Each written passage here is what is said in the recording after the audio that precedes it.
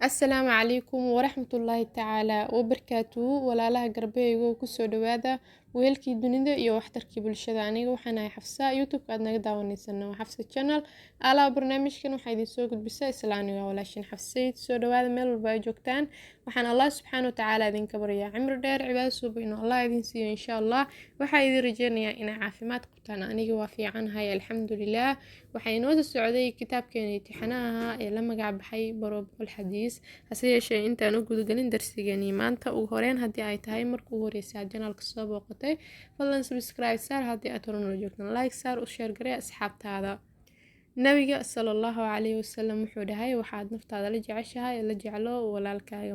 waa idinka raaligelinayaa haddii uu codkayga si nadiif oo idin soo gaaraynin waa hergabeysanahay insha Allah isoo duceeya kusoo dhawaada maanta iyo muuqaal cusub iyo darsigeeni 56 biidin.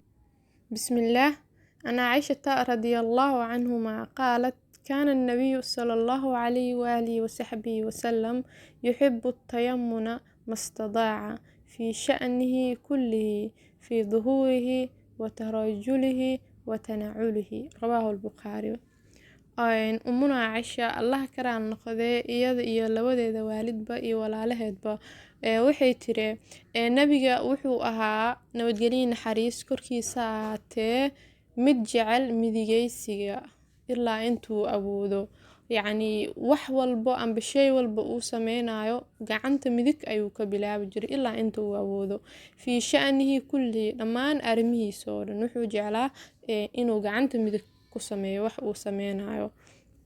waxaa ka mid ah markuu weyseysanayo gacanta midig inuu ka bilaabo ayuu jeclaa nabiga, sidoo kale markuu shanleysanayo iyo markuu kaba xiranayo dhammaan wuxuu jeclaa inuu ka bilaabo gacanta midigta ah.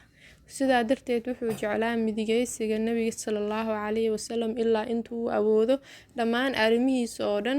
waxaa ka mid ah markuu weyseysanayo, markuu shanleysanayo iyo markuu kaba gashanayo inta wuxuu jeclaa inuu ka bilaabo gacanta midigta ah. waxayna ka mid ahayd caadooyinka amba dhaqamada nabiga sallallahu calayhi wasallam ayuu ahaa dhaqankiisa ayuu ahaa nabiga inuu shay walbaba gacanta midigta ah ka bilaabo.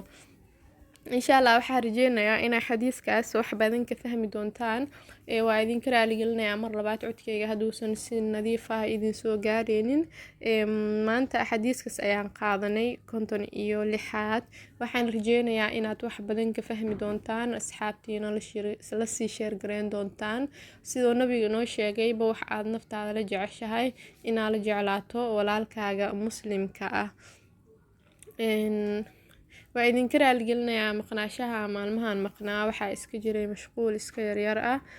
insha Allah waa wada socon doonaa. guud ahaan halkaas ayaan kusoo gabagabeynayaa daawashada muuqaalka iyaga waad ku mahadsantahay haddii aad subscribe saartay, sidoo kale ilaawin haddii aad dhameysatay daawashada muuqaalka inaad like saarto. Assalaamu calaykum waraxmatullaahi tacaala wabarakaatuh.